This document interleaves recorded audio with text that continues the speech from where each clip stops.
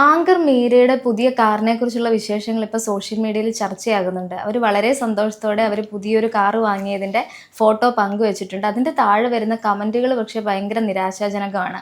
അവരുടെ ഒരു ക്യാരക്ടറിനെ വരെ അസാസിനേറ്റ് ചെയ്തുകൊണ്ടുള്ള പല കമൻറ്റുകളും വരുന്നുണ്ട്. എനിക്ക് തോന്നുന്നു പൊതുവെ നടിമാർ വലിയ വാഹനങ്ങൾ വാങ്ങുമ്പോഴും അല്ലെങ്കിൽ ലക്ഷറിയസ് ആയിട്ടുള്ള എന്തെങ്കിലുമൊക്കെ കാര്യങ്ങൾ സ്വന്തമാക്കുന്ന സമയത്ത് എപ്പോഴും അവരുടെ സ്വഭാവത്തെ അല്ലെങ്കിൽ അവർ ചെയ്യുന്ന പ്രൊഫഷനുമായിട്ട് ബന്ധപ്പെട്ടൊക്കെ വളരെ മോശമായിട്ടുള്ള കമൻറ്റുകൾ സ്ഥിരമായിട്ട് വരുന്ന കാണാറുണ്ട്. നടന്മാരുടെ കാര്യത്തിൽ അത്രയും കണ്ടിട്ടില്ല. അങ്ങനെ ശ്രദ്ധിച്ചിട്ടുണ്ടോ? ഉറപ്പായിട്ടും. നമ്മൾ തന്നെ ഈ അടുത്തിടെ അഹാന കൃഷ്ണയുടെ ഒരു കാര്യം പറഞ്ഞിട്ടുണ്ടായിരുന്നു. നടിമാരല്ലെങ്കിൽ സ്ത്രീകൾ ഇത്തരം കാര്യങ്ങൾ ചെയ്യുകയോ നേടുകയോ ചെയ്യുമ്പോൾ അംഗീകരിക്കാൻ എന്തോ പൊതുസമൂഹത്തിന് മടിയുള്ളതുപോലെ നമുക്ക് കാണാനായിട്ട് പറ്റും. ഇത് പലപ്പോഴും ആ ക്രെഡിറ്റ് വേറൊരാൾക്ക് കൊടുക്കുകയാണ് ചെയ്യുന്നത്. ഇപ്പോൾ അഹാനയുടെ കേസിൽ പറഞ്ഞപ്പോൾ പുള്ളിക്കാരിൻ്റെ പങ്കാളി ഗിഫ്റ്റ് ചെയ്തതു എന്നുള്ള തരത്തിലായി. പക്ഷേ അത് വളരെ പോസിറ്റീവായിട്ടുള്ള ഒരു കാര്യമായിരുന്നു. 30-ാം വയസ്സിലേക്ക് കടന്ന ഒരു സ്ത്രീ അവൾക്ക് സ്വയം വാങ്ങിക്കൊടുത്തൊരു സമ്മാനം. ഇപ്പോൾ മീര അനിൽ എന്ന് പറയുന്ന ആങ്കറിൻ്റെ കാര്യം എടുത്ത് നോക്കിക്കഴിഞ്ഞാൽ പുള്ളിക്കാരിയും ഒരുപാട് വർഷങ്ങളായിട്ട് ഈ ഒരു ഇൻഡസ്ട്രിയിൽ നിലനിൽക്കുന്ന ആളാണ്. ഒരുപാട് തിരിച്ചടികൾക്കിടയിലും മുന്നോട്ട് വന്നിട്ടുള്ളൊരു വ്യക്തിയും കൂടെയാണ്. അപ്പോൾ അവരിങ്ങനെ ഒരു വിജയം നേടിയപ്പോൾ അവരുടെ പേജിലല്ല, ഷെയർ ചെയ്യപ്പെടുന്ന മറ്റ് ഫിലിം റിലേറ്റഡ് ഇൻസ്റ്റഗ്രാം പേജുകളിലും മറ്റുമാണ് മോശമായിട്ട്, പ്രത്യേകിച്ചും ഫേസ്ബുക്കുകളിലൊക്കെയാണ് വളരെ മോശമായ രീതിയിൽ ഉള്ള കമൻറ്റുകൾ കാണുന്നത്, അംഗീകരിക്കാൻ മടിയുള്ള ആൾക്കാരുടെ കമൻറ്റുകൾ. എനിക്ക് തോന്നിയിട്ടുള്ളത് ഇപ്പം ഈ ആങ്കർ മീര എന്ന രീതിയിൽ അവരെ ഓരോരുത്തർക്കും ഇഷ്ടമുള്ള രീതി വേറെ ആയിരിക്കും. ഇപ്പോൾ പേഴ്സണലി പല കാര്യങ്ങളിലും വിയോജിപ്പുള്ള ഒരുപാട് സന്ദർഭങ്ങൾ ഉണ്ടായിട്ടുണ്ട്. പലരെ പറ്റിയും അല്ലെങ്കിൽ പല വേദികളിലും സംസാരിക്കുന്ന രീതി, ചിലരോട് ചോദിക്കുന്ന ചോദ്യങ്ങളൊക്കെ വളരെ മോശമായി പോയതായിട്ടുള്ള പല വിവാദങ്ങളും മുൻപുണ്ടായിട്ടുണ്ട്. പക്ഷേ അതൊന്നും ഇതുമായിട്ട് കണക്ട് ചെയ്യേണ്ടതില്ല എന്നുള്ളതാണ് ശരിക്കും പറഞ്ഞിട്ടുള്ള ഒരു കാര്യം. അവരവരുടെ കരിയറിൽ മുന്നോട്ട് പോകുന്നു. അതിനിടയ്ക്ക് എല്ലാ മനുഷ്യർക്കും ഉള്ളതുപോലെ തന്നെ വീഴ്ചകളുണ്ടാകും, അതുപോലെ തന്നെ ഉയർച്ചകളുണ്ട്. ഇപ്പോൾ ഏറ്റവും ഒടുവിൽ നോക്കിയിട്ടുണ്ടെങ്കിലും മോഹൻലാലിൻ്റെ മകൾ നായികയായിരുന്ന തുടക്കം എന്ന സിനിമയുടെ കൂടി ആങ്കറായിട്ട് വന്നിട്ടുണ്ടായിരുന്നത് മീരയാണ്. അതൊക്കെ അവരവരുടെ കഴിവ് വെച്ചിട്ട് തന്നെ നേടിയെടുക്കുന്നതാണ്. അതിൽ അവർ എത്രത്തോളം നന്നായിട്ട് ചെയ്യുന്നു അല്ലെങ്കിൽ അവർ ചെയ്യുന്നത് ഇഷ്ടപ്പെടുന്നില്ല എന്നൊക്കെയുള്ളത് നമ്മൾ ഓരോ വ്യക്തികളുടെയും ഇഷ്ടമാണ്. ആങ്കറിങ് എല്ലാവരുടെയും ഒരുപോലെ ആയിരിക്കില്ല. ഇപ്പം രഞ്ജിനി ഹരിദാസിനെ പോലെ തന്നെ എല്ലാവരും ആങ്കർ ചെയ്യണമെന്ന് വിചാരിച്ചാൽ അങ്ങനെ നമുക്ക് പറ്റില്ല. പക്ഷെ അതേസമയം അവർക്കുണ്ടാകുന്ന, അവർ ഇത്രയും വർഷമായിട്ട് ഈ ഇൻഡസ്ട്രിയിലുണ്ട്. കോമഡി സ്റ്റാർസ് മുതൽ നമ്മൾ അവരെ ഏറ്റവും കൂടുതൽ തിരിച്ചറിഞ്ഞിട്ടുണ്ടാകും. അതിനു മുൻപേ എത്രത്തോളം സ്റ്റേജുകളിലൂടെ കയറിയിട്ടായിരിക്കും അവരങ്ങനെ ഒരു മെയിൻ സ്ട്രീം ടി വിയിലേക്ക് വന്നിട്ടുണ്ടാവുക. അതിനുശേഷമാണെങ്കിലും ഇത്രയും വർഷത്തെ അവരുടെ ഇതിൽ നിലനിന്ന് പോകുക എന്ന് പറയുന്നത് ഒട്ടും എളുപ്പമല്ലാത്തൊരു ഇൻഡസ്ട്രിയിൽ. അതുപോലെ പുതിയ ഒരുപാട് മുഖങ്ങൾ ഇപ്പോൾ സോഷ്യൽ മീഡിയ ഒക്കെ ഉള്ളത് കൊണ്ട് തന്നെ ആങ്കറിങ്ങിലേക്ക് ഒരുപാട് ആളുകൾ എത്തുകയും ചെയ്തിട്ടുണ്ട്. യൂട്യൂബ് ചാനലുകളിലൂടെയും ഒക്കെ വന്നിട്ടുള്ള, ഇപ്പം നമ്മൾ പാർവതി ബാബുവിനെ പോലുള്ള ആൾക്കാർ ഇപ്പോൾ അമൃത ചാനലിലൊക്കെ അങ്ങനെ റിയാലിറ്റി ഷോകളിലൊക്കെ സജീവമായിട്ട് നിൽക്കുന്നുണ്ട്.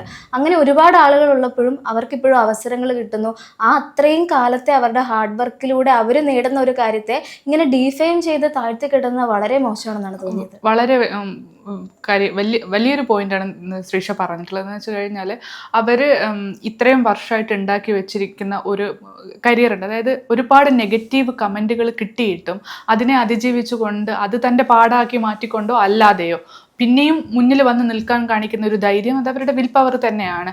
അതിനൊപ്പം തന്നെ പറയേണ്ടത്, ആശീർവാദ് പോലെയുള്ള ഒരു കമ്പനിയുടെ പ്രൊഡക്ഷൻ കമ്പനിയോട് പ്രോഗ്രാം ഹോസ്റ്റ് ചെയ്യുക, മോഹൻലാലിൻ്റെ ഫാമിലി മുഴുവൻ വന്ന് നിൽക്കുന്ന ഒരു പ്രോഗ്രാം ഹോസ്റ്റ് ചെയ്യുക എന്ന് പറയുന്നത് ചെറിയ കാര്യമല്ല.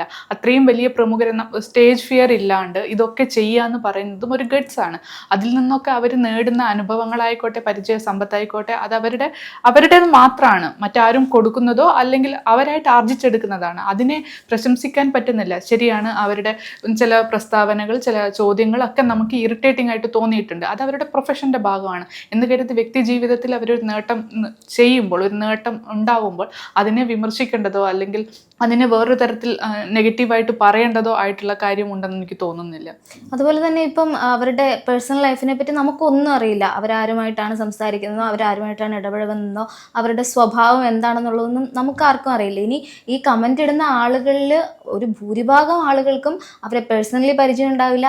അവരെ പേഴ്സണലി അറിയാവുന്ന ഒരാളെ പോലും ഇവർക്ക് പരിചയം ഉണ്ടാവില്ല.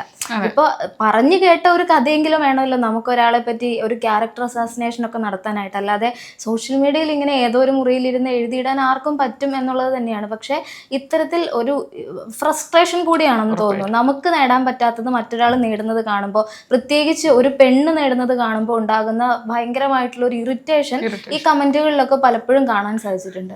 നല്ലത് എന്ന് പറയാൻ എന്തിനിത്ര താമസിക്കുന്നത്, എന്തിനാണ് അതിനിത്ര മടി കാണിക്കുന്നതാണ് എനിക്ക് മനസ്സിലാവാത്തത്. ഒരു കാർ ഒരാൾ ആഗ്രഹിച്ചു, അതിപ്പം ബെൻസ് ആയിക്കോട്ടെ അല്ലെങ്കിൽ വേറെ ഏതെങ്കിലും നല്ല ബ്രാൻഡിൻ്റെ ഒരു ഇതായിക്കോട്ടെ, അത് ഏത് ബ്രാൻഡാണെന്നല്ല, നീ ഇതിനൊക്കെ യോഗ്യയായോ, ഇത്രയൊക്കെ മറ്റുള്ളവരെ കൊണ്ടും കൊടുത്തും വാങ്ങിയതല്ലേ, ഇത്തരം കമന്റുകളിൽ എന്തിനാണ് ഇപ്പൊ പറഞ്ഞ പോലെ ഫ്രസ്ട്രേഷൻ അല്ലാണ്ട് ഇതിന് വേറൊരു വാക്കുണ്ട് എന്ന് എനിക്ക് തോന്നുന്നില്ല.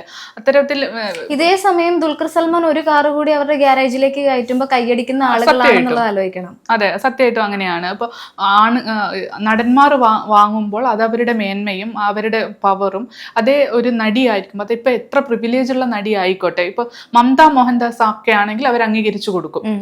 അവിടെ തൊട്ട് കളിക്കാൻ ഒരു ഭയമുണ്ട്, അവരത് നേടും എന്നുള്ളത് അറിയാം. ചിലർക്ക് ഇത് യോഗ്യതയില്ല, അവരെന്തുകൊണ്ടും അത് അർഹിക്കുന്നില്ല എന്നുള്ള ഒരു നിലപാട്, ഒരു കാഴ്ചപ്പാട് പൊതുവെ. അത് ഈ ഒരു വിഷയത്തിൽ മാത്രമല്ല, ചില ആളുകൾ സോഷ്യൽ മീഡിയയിൽ സ്റ്റാർട്ട് ചെയ്യുന്ന സമയത്ത് അധികം മേക്കപ്പ് ഒന്നും ഇല്ലാതെ അല്ലെങ്കിൽ അധികം നല്ല വസ്ത്രങ്ങളൊന്നും ഇല്ലാതെ സ്റ്റാർട്ട് ചെയ്യുന്ന ആളുകൾ കുറച്ച് ഫേമസ് ആയി കഴിയുമ്പോൾ അല്ലെങ്കിൽ ഏതെങ്കിലുമൊക്കെ ഷോയിൽ പങ്കെടുത്ത് കഴിയുമ്പോൾ അങ്ങനെയൊക്കെ റീച്ച് വന്ന് അവർക്ക് കുറച്ചുകൂടിയൊക്കെ ഫിനാൻഷ്യലി സ്റ്റേബിൾ ആയി കഴിയുമ്പോൾ സ്വാഭാവികമായിട്ടും അവരുടെ ഡ്രസ്സിങ് സ്റ്റൈൽ ആയിക്കോട്ടെ, മേക്കപ്പ് ആയിക്കോട്ടെ, അല്ലെങ്കിൽ ലിവിങ് സ്റ്റൈൽ ആയിക്കോട്ടെ, എല്ലാം മാറും.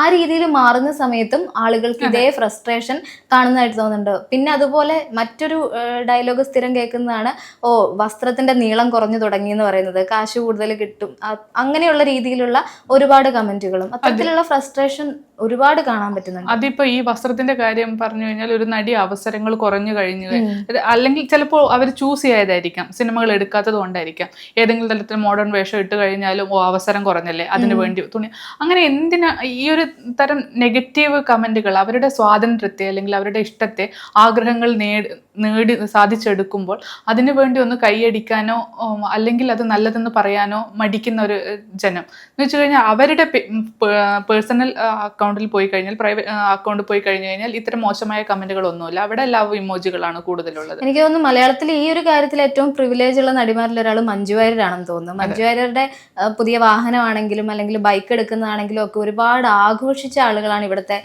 മലയാളികളാണെങ്കിലും മറ്റു ഭാഷയിലുള്ളവർ. ഇപ്പം നടൻ അജിത്തിന്റെ കൂടെ അവർ യാത്ര പോയതും ഒക്കെ, അതായത് ഒരു ടീമായിട്ട് ട്രിപ്പ് ബൈക്കിൽ പോയതൊക്കെ ഭയങ്കരമായിട്ട് ആളുകൾ ആഘോഷിച്ചിരുന്നു. പക്ഷെ അതേ പ്രിവിലേജ് എന്തുകൊണ്ട് സാധാരണ രീതിയിൽ കിട്ടേണ്ട ആ ഒരു പ്രിവിലേജ് മറ്റുള്ളവർക്ക് എന്തുകൊണ്ട് കിട്ടുന്നില്ല എന്നാണ് മനസ്സിലായത്. ഇല്ല, ഈ കഴിവില്ലായ്മ എന്ന് പറയുന്ന ഒരു സാധനത്തിനെ എടുത്തു വെച്ചിട്ട് ഇപ്പം റീസെന്റ് കഴിഞ്ഞ ദിവസം നയൻതാരയുടെ ബർത്ത്ഡേ ആയിരുന്നു.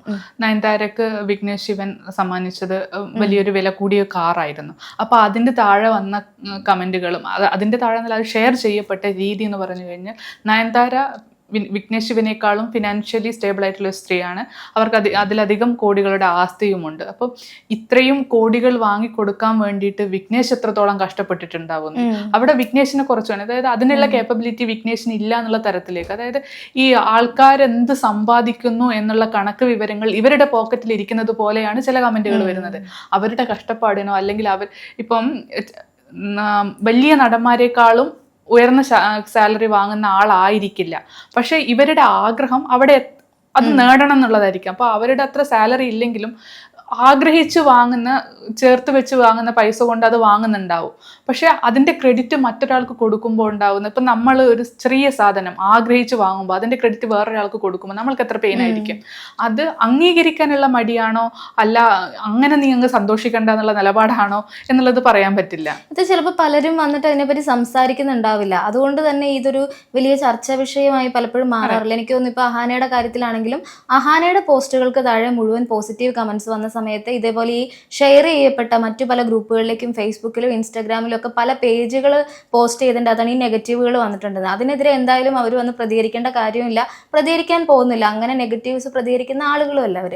എനിക്ക് തോന്നുന്നു മീരയുടെ കാര്യത്തിലും അതുപോലെയൊക്കെ തന്നെയാണ്, ഇതിനൊന്നും എതിരെ പ്രതികരിക്കേണ്ട കാര്യമില്ല എന്നത് തന്നെയായിരിക്കും ഈ തുടർച്ചയായിട്ടുള്ള സൈബർ ബുള്ളിങ് ഒക്കെ നേരിടുന്ന ആളുകൾക്ക് തോന്നിയിട്ടുണ്ടാവും. ഉറപ്പായിട്ടും മീരയെ സംബന്ധിച്ച് ഇത്തരം ബുള്ളിങ്ങുകൾ ഒരുപാട് വന്നിട്ടുണ്ട് എന്ന് വെച്ച് കഴിഞ്ഞാൽ, അവരുടെ കരിയറിന്റെ തുടക്കം മുതലേ ഉണ്ടായിരുന്നു. ഇപ്പൊ കോമഡി സ്റ്റാർസിന്റെ ആണെങ്കിലും ആ സമയത്ത് അവരുടെ മേക്കപ്പിനെ കുറിച്ചിട്ട് സംസാരത്തിനെ കുറിച്ചിട്ടൊക്കെ ഭയങ്കരമായിട്ട് നെഗറ്റീവുകൾ നിറത്തെ കുറിച്ചിട്ടൊക്കെ ഉണ്ടായിരുന്നു. അത് കഴിഞ്ഞ് ഇന്റർവ്യൂസിലേക്ക് കടന്നപ്പോൾ അവർ ചോദിക്കുന്ന ചോദ്യങ്ങളുടെ പേരിലും പക്ഷെ ഒരിടത്ത് പോലും മീര അതിനെ ന്യായീകരിക്കാനോ അത് ശരിയാണെന്ന് പറയാനോ, അൾട്ടിമേറ്റ് ആയിട്ട് അവർക്കൊരു ലക്ഷ്യമുണ്ട്, ഇന്ന പോയിന്റ് അവരുടെ അടുത്ത് കിട്ടണം, ഈ വീഡിയോ ഓടണം എന്നതായിരിക്കാം അവരുടെ ഒരു അൾട്ടിമേറ്റ് ആയിട്ടുള്ള എയിം. അത് നേടിയെടുക്കുക എന്നതിൽ മീര വിജയിച്ചിരിക്കാം.